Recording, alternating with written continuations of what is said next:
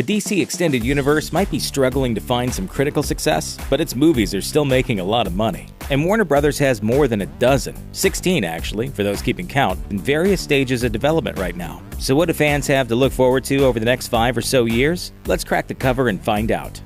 Wonder Woman. It's been a long road, but director Patty Jenkins' Wonder Woman movie is set to finish a journey that many fans never thought would arrive in theaters in June 2017. DC's biggest female hero is long overdue for her solo shot at big screen glory. Thankfully, the early trailers from the film look fantastic, and Gal Gadot's take on Diana was one of the best things about Batman vs. Superman: Dawn of Justice. So, there's something to build on.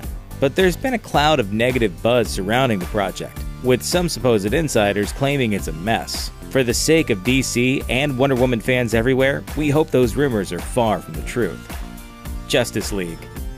Zack Snyder's Justice League, set to hit theaters in November 2017, picks up in the wake of Batman vs. Superman and is reportedly having its tone heavily retooled on the fly after all the negative buzz from Batman vs. Superman's overly grim tone. It'll apparently follow Batman and Wonder Woman as they look to assemble a team of heroes to pick up the slack following Superman's apparent death at the end of that film. Considering it's not the Justice League without Superman, we think it'll also feature that guy's resurrection too. Aquaman. He's been the butt of jokes for years, but James Wan's December 2018 Aquaman film looks to finally bring some respect to the man who talks to fish. Casting burly Game of Thrones alum Jason Momoa in the title role didn't hurt much either. The film will reportedly feature the classic comic character Black Manta as the central villain, and introduce audiences at large to the wider world of Atlantis and the Undersea Kingdom's culture. It's a risky venture, but having Furious 7 director James Wan at the helm means, if nothing else, the action should at least be up to snuff. Shazam. Warner Brothers has been prepping a Shazam movie for a while now, and all we really know is that Dwayne "The Rock" Johnson is attached to play the villain, Black Adam. Outside of that, there really hasn't been a lot of momentum. We don't know a lot about the story, and the filmmakers have been coy about just how much it will or won't connect to the DCEU at large. Outside of Johnson and a projected release date of April 2019, there's been no word on casting, like who will play teenager Billy Batson or his superpowered alter ego. Whoever it is, the pressure will be on to actually match up against Johnson as the big bad. Green Lantern Corps. No casting has been announced for this film about superpowered space cops, but the studio is actively working this one behind the scenes, with a script from David Goyer and Justin Rhodes on the way. Despite the fact that it's 3 years out, Warner Brothers is bullish, with a release date of July 2020 already locked. No word on the plot, but it's been described as Lethal Weapon in space, which, sounds pretty much perfect. We also know it'll focus on 2 different characters. The popular Green Lantern characters Hal Jordan, who was previously played by Ryan Reynolds, and Jon Stewart. Bringing Stewart is a wise move. He's a fan favorite, and getting him in the mix will help this film stand out from the previous critically panned Green Lantern flick. Hey, it really can't be worse, right? Yeah, that part I heard about. The Flash. Pretty much the only thing we know about DC's Flash feature set for 2020 is that it'll star Ezra Miller as the big screen Barry Allen. Aside from that, everything's in flux. Director Rick Famuyiwa was originally attached, but he left the project in late 2016 due to creative differences. It's been months, and as of the making of this video, the studio is still looking to fill the directional void. Considering all the creative problems DC has had behind the scenes, the split from Famuyiwa isn't a great sign. But Warner Brothers looks to be taking its time to try to get this one right, which is smart. As the CW's hit Flash series has proven, there's an audience out there that loves this character. The pressure is on to get them out from in front of their TVs and into theaters. Cyborg. By the time Cyborg shows up in his solo movie, fans should be pretty familiar with him. Ray Fisher's version of the character will have co-starring roles in Justice League and The Flash. And as much as Warner Brothers loves cameos, it wouldn't be surprising to see him pop up elsewhere too. We already got a fleeting glimpse of Cyborg thanks to those handy Lex Luthor YouTube videos in Batman vs. Superman, but we'll presumably learn more about him over the next few films. Since the character will have been thoroughly introduced by the time this one rolls around, it stands to reason it probably won't be an origin story. Or if it is, at least it won't be the entire focus of the story. The Batman. Batman is easily the cash cow of the DC universe, and Warner Brothers seems keen to get a standalone movie made starring Ben Affleck as the new version of The Dark Knight. Affleck has been developing the project for a while, but it was recently announced he wouldn't be directing. Instead, he'll be focusing on his work in front of the camera. By moving Affleck out of the director's chair and hiring Matt Reeves, it seems the studio might be trying to get the project made sooner than later. Meanwhile, Affleck has said numerous times that he wasn't in a huge hurry to get it done. Little is known about the project, aside from the fact that it will likely feature Joe Manganiello as key villain Deathstroke. But with the project getting a revamp, who knows if Deathstroke will even survive the rewrites. Dark Universe. Sometimes known as Justice League Dark during development, this project is set to focus on the mystical side of the DCEU, featuring characters such as John Constantine, Swamp Thing, Deadman, and Zatanna. Edge of Tomorrow's Doug Liman signed on to direct in 2016, though there hasn't been much information since then.